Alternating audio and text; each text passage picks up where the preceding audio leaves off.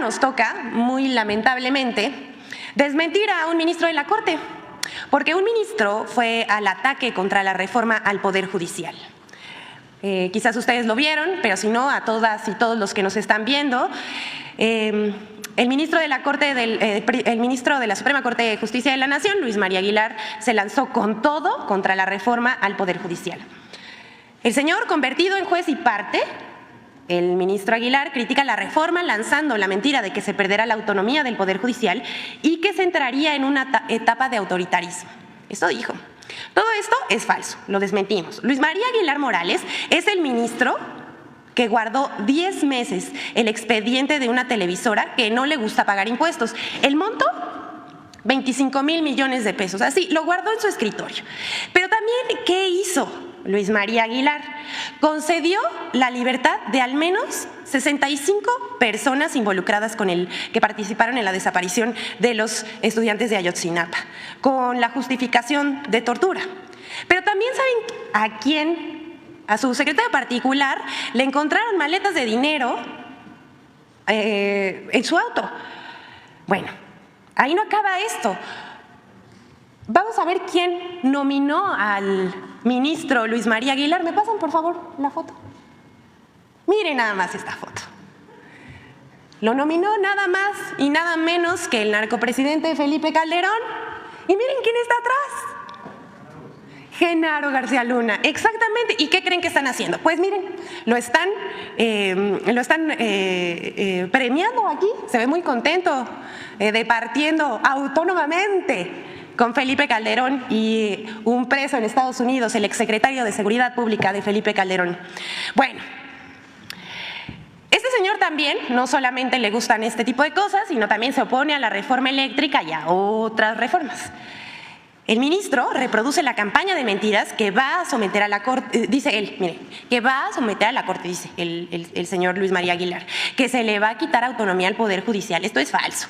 Que si se va a atentar contra las prestaciones y las pensiones de los trabajadores. No, señor, usted se opuso a que se retiraran los fideicomisos. Hay que recordárselo. Y también, bueno, ha dicho de todo el señor. Pero mire, yo lo voy a dejar aquí, mejor vamos a escuchar que dijo el señor ministro de la Corte, Luis María Aguilar. Fundamental.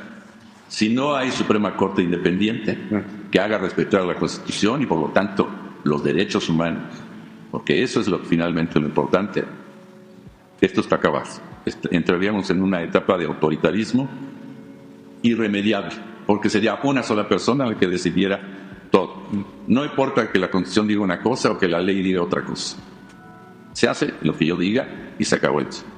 Y si no hay una Suprema Corte que pueda decirle, momento, eso no lo puedes hacer, eso es indebido o esa ley es inconstitucional, pues entonces vamos a suponer que no hubiera una Corte independiente y que se dicta una ley inconstitucional, que si no se puede invalidar la ley, pues se va a quedar y se tiene que cumplir y acatar.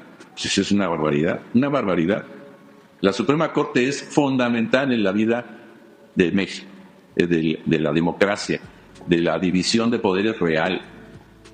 No, los ministros no somos actores políticos, no podemos ni debemos estar saliendo a hacer declaraciones o confrontaciones. Nuestras decisiones son lo que marcan el camino.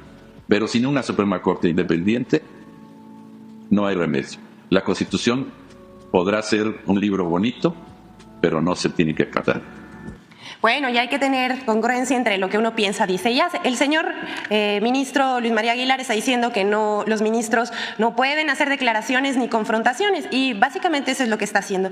Por favor, les pediría que me dejen esa foto. En lo que les informo, lo que sí contempla la reforma. Primero, lo que se busca es que haya elección popular de ministros de la Suprema Corte de Justicia de la Nación, magistrados de circuito, jueces de distrito, magistrados electorales integrantes del Tribunal de Disciplina Judicial. Además, se propone la reducción del Pleno de la Suprema Corte de Justicia de 11 a 9 ministros y la desaparición de salas. Esto con el propósito de evitar duplicidad de funciones y burocracia. Esta es muy importante, la sustitución del Consejo de la Judicatura Federal por un órgano de administración judicial y un Tribunal de Disciplina Judicial con independencia de la Suprema Corte. ¿Esto por qué? Porque en este momento la presidenta de la Corte es quien encabeza, más bien preside el Consejo de la Judicatura Federal, la presidenta de la Corte. Entonces, pues esto es inoperante y eso es un juez y parte. No se puede juzgar a un juez, ¿no?, dentro de este sistema. También la reforma impide que jueces puedan otorgar suspensiones en contra de leyes con efectos generales, es decir, que se metan en el trabajo legislativo, o sea, que respeten la división de poderes. Además, establece plazos máximos de 6 meses para resolver asuntos fiscales, no como el señor que escondió un expediente 2 años, y de 1 año para asuntos penales. También se propone la renovación de todos los cargos de ministros, magistrados y jueces en una elección extraordinaria que se celebre en 2025. El ministro Aguilar señaló, ustedes pueden ver esta entrevista completa, que el Poder Judicial es la luz al final del túnel. Pero no habla de cómo por décadas han privilegiado los intereses de los poderosos y han torcido la Constitución que deberían defender, en la mayoría de las veces decidiendo en contra del pueblo de México. Hasta aquí vamos a dejar al ministro, a desmentir al ministro Luis María Aguilar, no sin antes volver a decir, así celebraban, así los galardonaban Felipe Calderón, un preso en Estados Unidos y quien debería estar defendiendo nuestra Constitución.